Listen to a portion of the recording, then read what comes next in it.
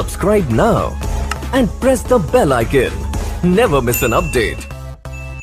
बच्चों, अब हम करते हैं 10वीं कक्षा के लेसन 3 की प्रश्नावली 3.6 के प्रश्न नंबर 1 का क्वेश्चन नंबर 7। तो बच्चों, क्वेश्चन नंबर 7 में इन्होंने मुझे दिया है कि 10 बटे में x प्लस वाई प्लस 2 बटे में x माइनस वाई बराबर 4 और 15 बटे में x प्लस वाई माइनस 5 बटे में x माइनस वाई बराबर -2। और बच्चों, इसे मुझे रेखीय समीकरण युग्म में बदलना है और फिर इसे मुझे हल करना है। तो बच्चों, हमने जो पहले सवाल किए थे पूर्व में, ठीक उसी तरह से ये भी सवाल है। हम यहाँ से 10 को 2 को बाहर कर लेंगे, यहाँ से 15 और 5 को बाहर कर लेंगे और इसके इक्वल में हम पी क्यू कुछ भी मान लेंगे। तो हम इस सवाल को हल करें। तो हल करने के लिए मैं यहाँ से 10 को बाहर करता हूँ। तो 10 को बाहर करोगे तो ऊपर क्या बच जाएगा 1। तो मेरे पास में आ जाएगा 1 अपॉन में x प्लस वाई, बहुत ईजी है। प्लस उसी तरह यहाँ से 2 को बाहर कर लीजिए तो शेष क्या बच जाएगा मेरे पास 1 अपॉन में x माइनस वाई और इक्वल में आ जाएगा 4। ठीक उसी तरह से यहाँ से 15 कॉमन ले लीजिए तो 15 बाहर निकालोगे तो क्या बच जाएगा 1 अपॉन में x प्लस वाई। यहाँ से -5 बाहर कर लीजिए तो आपके पास बचेगा 1 अपॉन में x माइनस वाई और इक्वल में -2। तो अब देखिए 1 अपॉन x प्लस वाई और 1 अपॉन x प्लस वाई, इसकी जगह हम p मान लेते हैं और इसकी जगह हम q मान लेते हैं। तो मैं लिख लेता हूं यहां पर कि माना, क्या माना आपने कि 1 अपॉन x प्लस वाई बराबर p। तो ये पूरा p में बदल जाएगा। ठीक उसी तरह से 1 अपॉन x माइनस वाई बराबर q, तो ये पूरा q में बदल जाएगा। तो अब मैं इसे इक्वेशन फर्स्ट और सेकंड बना लेता हूं। 10 तो उसकी जगह पर ही है, लेकिन इसका मान आपने p के बराबर माना है तो ये 10p हो जाएगा। प्लस उसी तरह से इसको आपने q के बराबर माना है तो ये 2q हो जाएगा और बराबर में 4। ये बन गया आपकी समीकरण 1। ठीक उसी तरह से आपका ये हो जाएगा 15p माइनस 5q बराबर -2। तो ये हो गया आपके पास समीकरण नंबर 2। अब बच्चों, यहां पर हमें या तो p के मान को या q के मान को मुझे इक्वल करना होता है। तो इसे इक्वल करने के लिए मैं इनके कॉफिशिएंट का तो मैं यहाँ से 5 का कर देता हूँ और यहाँ से 2 का मैं क्रॉस मल्टीप्लाई कर देता हूँ। मैं इसे विलोपन विधि से करता हूँ तो 5 का ऊपर और 2 का मैं क्रॉस मल्टीप्लाई जब करता हूँ तो यहाँ पर मेरे इसके मान बराबर हो जाएंगे, q के कॉफिशिएंट बराबर। तो 5 का जब मैं 10 में मल्टीप्लाई करता हूँ तो ये आ जाता है 50p प्लस 10q, क्योंकि 5 का 2 में मल्टीप्लाई होगा 10 और उसी तरह से 5 के 20 और 2 का मल्टीप्लाई 15 में करोगे तो 15 15 15 दूना 30 माइनस 5 5 5 दूनी 10 बरोबर माइनस 2 2 2 दूनी 4। अब बच्चों, मैं देख रहा हूं कि जिन कॉफिशिएंटों को मैंने क्रॉस किया था वो मान मेरे बराबर हो गए। अगर ये बराबर है तो आपको साइन ऐसे चेंज नहीं करना है, आपको पहले देखना है कि ये साइन बराबर है। अगर ये बराबर नहीं है तो मैं यहाँ के निशान नहीं बदलूंगा और डायरेक्ट ये कट जाएगा। अब 50 और 30 को जोड़ दीजिए तो ये हो जाएगा आपके पास में 80p बरोबर, ये दोनों आपस में घट रहे हैं तो इन दोनों को घटा दो तो आपके पास बचेगा 16। अब यहाँ 80 मल्टीप्लाई हो रहा है तो यहाँ डिवाइड हो जाएगा तो ये आपका p का मान हो जाएगा 16 अपॉन 80। अब देखो 4 से कट रहा है ये तो 4 4 4 चौक 16 और 4 4 4 दूनी 8 20 बार और 4 से फिर कट रहा है ये 4 एकम 4 और 4 पंजे 20, अर्थात p का मान आ गया 1/5। तो ये तो हमने यहाँ पर p का मान निकाला बच्चों।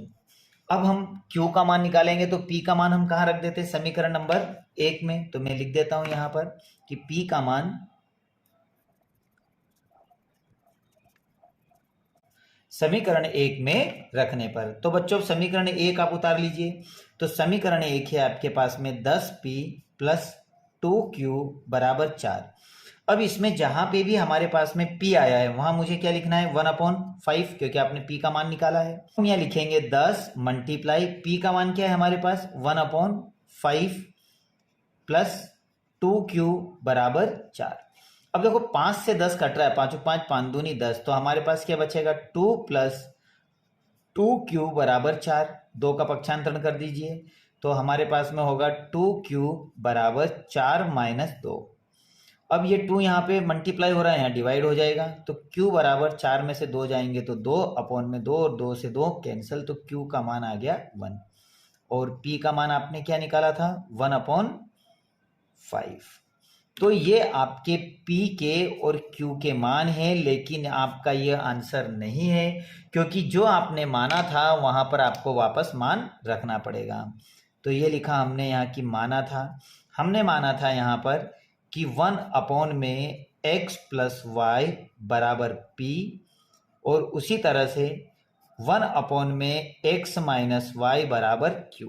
हम इनकी वैल्यू p और q की यहाँ पुट कर देते हैं, तो ये हो जाएगा 1 में x प्लस वाई, p का मान आपने क्या निकाला 1/5, इनका क्रॉस मल्टीप्लाई कर दीजिए, तो x प्लस वाई बराबर बचेगा आपके पास 5, तो ये बन जाएगी आपके पास समीकरण नंबर 3। अब हम यहाँ पर मान रख देते हैं, तो ये हो जाएगा 1/x माइनस वाई, लेकिन q का मान आपने क्या निकाला 1, जब इनका क्रॉस मल्टीप्लाई करोगे तो x माइनस वाई बराबर 1। तो बच्चों इस तरह से हुई आपकी समीकरण नंबर 4। अब समीकरण 3 और 4 को फिर से आपको इसी तरह विलोपन से हल करना पड़ेगा, तो x और y के मान बाहर आ जाएंगे। तो समीकरण 3 व 4 को जब आप लोग हल करोगे तो यहाँ पे लिखोगे आप x प्लस वाई बराबर 5, उसी तरह से x माइनस वाई बराबर 1। अब बच्चों इनको जब हल करोगे तो आप देखते हो कि y के दोनों के धन ऋण के निशाने तो डायरेक्ट कट जाएगी, और ये आपके पास में आ जाएगा 2x बराबर 5 और 6, तो ये हो जाएगा 2x और 6। अब 2 यहाँ मल्टीप्लाई हो रहा है तो यहाँ पे आके डिवाइड हो जाएगा, तो जब आप इसको डिवाइड करोगे तो ये होगा x बराबर 6/2, और 2 से जब इसे काटोगे तो x बराबर 3, तो आपके पास में जो x का मान है वो क्या आ गया 3। अब x का मान आप कहाँ रख दोगे समीकरण नंबर 3 या 4 में। जब मैं इसका मान समीकरण 3 में रखता हूं तो समीकरण 3 है मेरे पास x प्लस वाई बराबर 5। अब जहां x है वहां पे तुम क्या रख दोगे 3, तो 3 प्लस वाई बराबर 5, पक्षांतरण कर दीजिए तो y बराबर 5 माइनस 3, तो y बराबर हमारे पास क्या आ जाएगा 5 में 3 जाएगा तो 2 आ गया, और x का मान तुम पहले ही निकाल चुके हो 3, तो यही आपके दिए गए युग्म के अभिष्ट हल है। तो आप उत्तर में लिख लीजिए।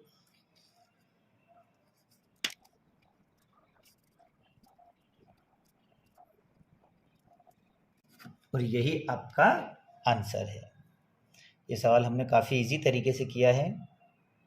ये बच्चों अब हम 10वीं कक्षा के लेसन 3 की प्रश्नावली 3.6 के क्वेश्चन नंबर 1 का लास्ट सवाल नंबर 8 करते हैं। तो क्वेश्चन नंबर 8 में इन्होंने मुझे दिया है प्रश्न नंबर 8 में कि 1/3x plus y plus 1/3x minus y बराबर 3/4, और वहीं पर 1/2 ब्रैकेट में 3x प्लस वाई ब्रैकेट बंद माइनस 1/2 ब्रैकेट में 3x माइनस वाई ब्रैकेट बंद बराबर -1/8। और इस सवाल को मुझे रेखीय समीकरण युग्म में बदलना है और इसे हल करना है। तो बच्चों इस सवाल को हल करने के लिए हम जो हमने पिछले सवाल किए थे ठीक उसी तरह से मैं इसे रेखीय समीकरण में बदलूंगा। तो रेखीय समीकरण में बदलने के लिए बच्चों मैं यहाँ पर देख रहा हूँ कि 3x प्लस वाई और 1/3x प्लस वाई दोनों बराबर है, तो इसकी जगह मैं p मान लेता हूँ। वहीं पर 1/3x माइनस वाई और 1/3x माइनस वाई ये भी बराबर है, तो इसकी जगह मैं q मान लेता हूँ। तो मैं यहाँ लिख लेता हूँ कि माना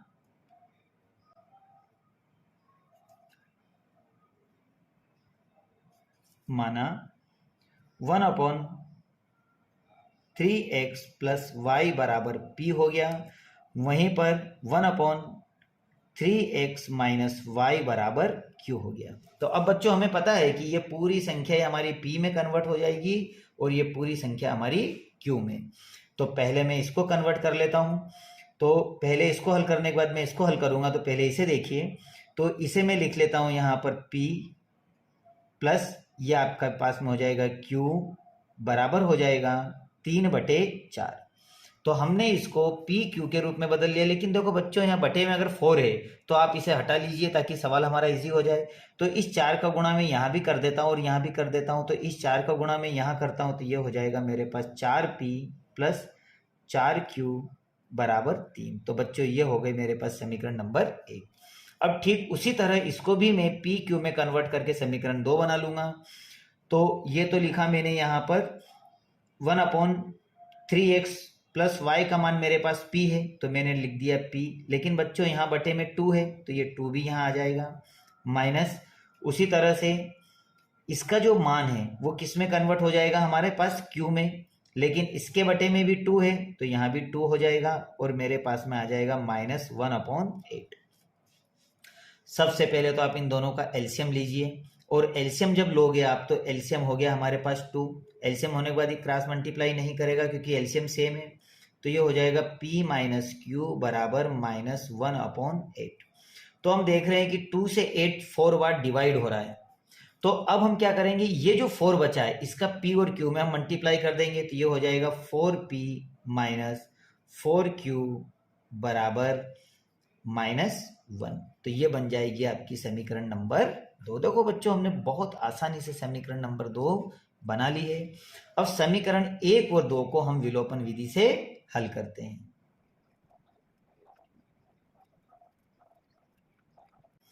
तो समीकरण 1 क्या है बच्चों आपके पास में, 4p प्लस 4q बराबर 3। वहीं पे समीकरण 2 है आपके पास 4p माइनस 4q बराबर -1। तो देखो बच्चों, यहाँ पर p के और q के दोनों के ही कोफिशिएंट बराबर है तो आप डायरेक्ट ये धन ऋण का काट दीजिए, कोई साइन चेंज करने की जरूरत नहीं है। तो अब यहाँ 4 और 4 आपके पास में आ जाएगा 8p बराबर 3 में से 1 घटेगा तो आपके पास बचेगा 2। अब ये 8 2 को डिवाइड कर रहा है तो इस तरह से आपका p का मान आ जाएगा। तो p बराबर हो जाएगा आपके पास में 2/8। दोनों को काट दीजिए तो p बराबर हुआ 1/4, 2 चौक 8। अब इस तरह से मैंने p का मान निकाल लिया। अब p का मान हम कहाँ धर देते हैं, समीकरण 1 में। तो आप लिख लीजिए कि p का मान समीकरण 1 में रखने पर, तो समीकरण 1 है आपके पास में 4p प्लस 4q बराबर 3। जहां p है वहां पे हम 1/4 लिखेंगे प्लस 4q बराबर 3। तो 4 से 4 कैंसिल, अब यहाँ मेरे पास 1 बचा तो 1 प्लस 4q बराबर 3, इसका पक्षांतरण कर दीजिए तो 4q बराबर हो जाएगा 3 - 1। तो इस तरह से q बराबर 3 में से 1 जाएगा तो 2 और अपॉन में 4 दोनों को काट दीजिए तो q बराबर 1/2। और p का मान आपके पास क्या आया, p का मान आया 1/4।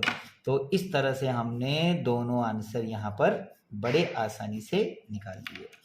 अब बच्चों, ये हमारा मेन आंसर नहीं है, इसलिए नहीं है क्योंकि हमारा यहाँ पर एक्स वाई में दिया है। तो ये हमारी गलती क्यों हो रही है, क्योंकि हमने यहाँ कुछ वैल्यू मानी थी।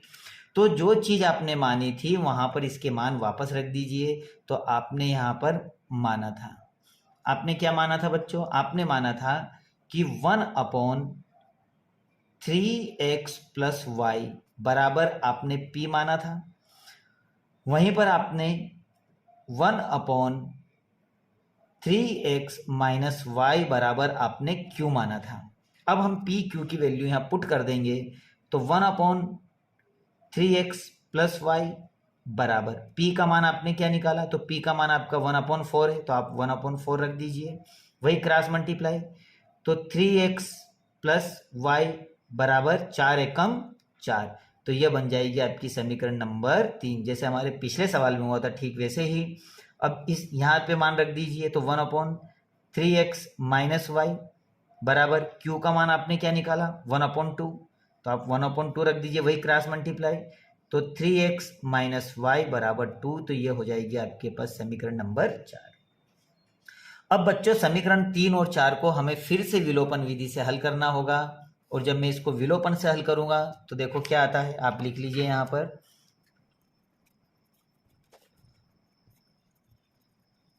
तो आप समीकरण 3 और 4 लिख लीजिए। तो समीकरण 3 है आपके पास में 3x प्लस वाई बराबर 4, और अगली समीकरण है हमारे पास में 3x माइनस वाई बराबर 2।